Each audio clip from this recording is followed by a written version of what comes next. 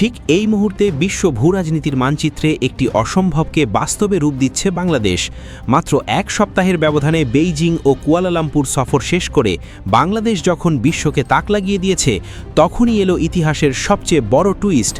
28 June সকালে সবাইকে চমকে দিয়ে বাংলাদেশ সেনাবাহিনীর প্রধান ওয়াকারুজ্জামান 5 দিনের এক হাই প্রোফাইল সফরে রওনা হয়েছেন চেক রিপাবলিক ও স্লোভাকিয়ার উদ্দেশ্যে। যেই দেশগুলোকে ইউরোপের ডিফেন্স ইন্ডাস্ট্রির পাওয়ার হাউস বলা হয়, সেখানে বাংলাদেশের সেনাপ্রধানের এই আকস্মিক উপস্থিতি বিশ্ব কূটনৈতিক মহলে একটি স্পষ্ট বার্তা দিচ্ছে। বাংলাদেশ এখন আর কোনো একক ব্লকের উপর নির্ভরশীল নয়, ঢাকা এখন সব দিকে।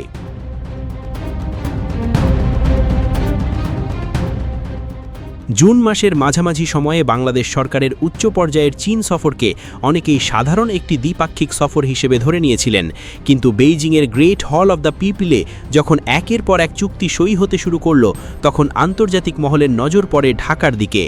বাংলাদেশ ও চীন তাদের সম্পর্ককে উন্নীত করেছে একটি সম্পূর্ণ নতুন স্তরে, যাকে কূটনীতির ভাষায় বলা হচ্ছে comprehensive strategic cooperative partnership.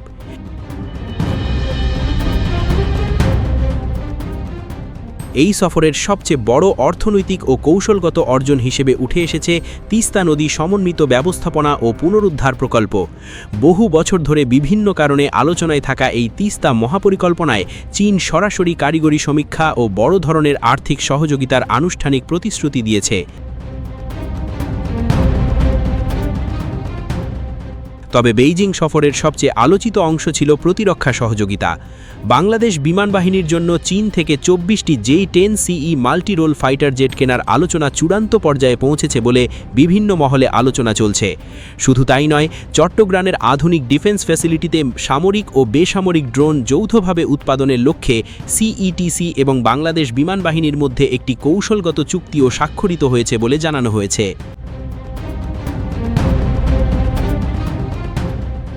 Malaysia সফরে গিয়ে বাংলাদেশ কেবল তার শ্রম বাজার সংক্রান্ত বিষয়গুলোই এগিয়ে নেয়নি, বরং দুই দেশের অর্থনৈতিক সম্পর্কের নতুন ভিত্তিও তৈরি করেছে।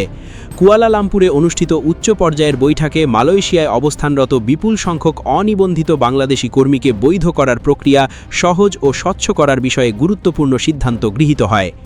সবচেয়ে বড় চমক আসে বাণিজ্য ক্ষেত্রে। 2027-এর মধ্যে মালয়েশিয়া বাংলাদেশ মুক্ত বাণিজ্য চুক্তি MBFTA চূড়ান্ত করার বিষয়ে দুই দেশ আনুষ্ঠানিকভাবে একমত হয়েছে। মালয়েশিয়া এখন বাংলাদেশের অন্যতম গুরুত্বপূর্ণ অর্থনৈতিক অংশীদার হিসেবে সেমিকন্ডাক্টর শিল্প, ডিজিটাল ইকোনমি, গ্রিন এনার্জি এবং আন্তর্জাতিক হালাল সার্টিফিকেশন খাতে বড় ধরনের যৌথ বিনিয়োগের রূপরেখা তৈরি করছে।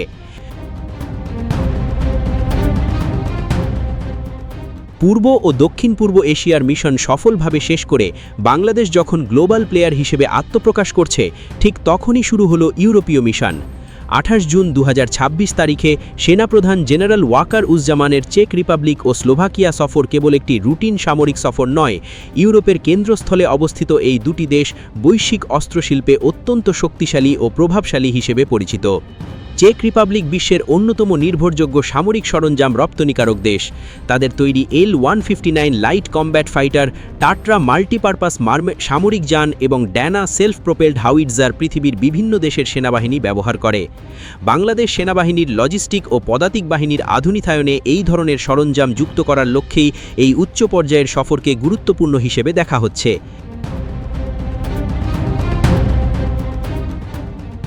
আন্তঃবাহিনী জনসংযোগ পরিদপ্তর বা ISPR জানিয়েছে, সেনাপ্রধানের এই 5 দিনের সফরের মূল লক্ষ্য দ্বিপাক্ষিক প্রতিরক্ষা সম্পর্ক জোরদার করা এবং পারস্পরিক সহযোগিতা বৃদ্ধি করা।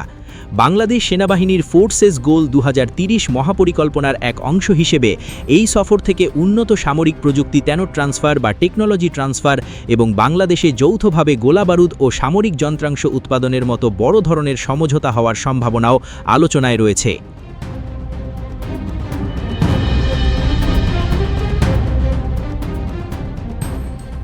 স্ট্র্যাটেজিক পার্টনারশিপ, J-10CE এবং তিস্তা প্রকল্প, FTA 2027, শ্রম বাজার সহযোগিতা এবং RCEP সমর্থন, টাট্রা সামরিক যান, জুজানা 2 আর্টিলারি এবং সম্ভাব্য প্রযুক্তি সহযোগিতা। বাংলাদেশের এই বহুমুখী এবং দ্রুত বিস্তৃত কূটনৈতিক তৎপরতাকে সবচেয়ে ঘনিষ্ঠভাবে পর্যবেক্ষণ করছে ভারত। বিভিন্ন কৌশলগত বিশ্লেষকের মতে এর পেছনে কয়েকটি কারণ বিশেষভাবে গুরুত্বপূর্ণ।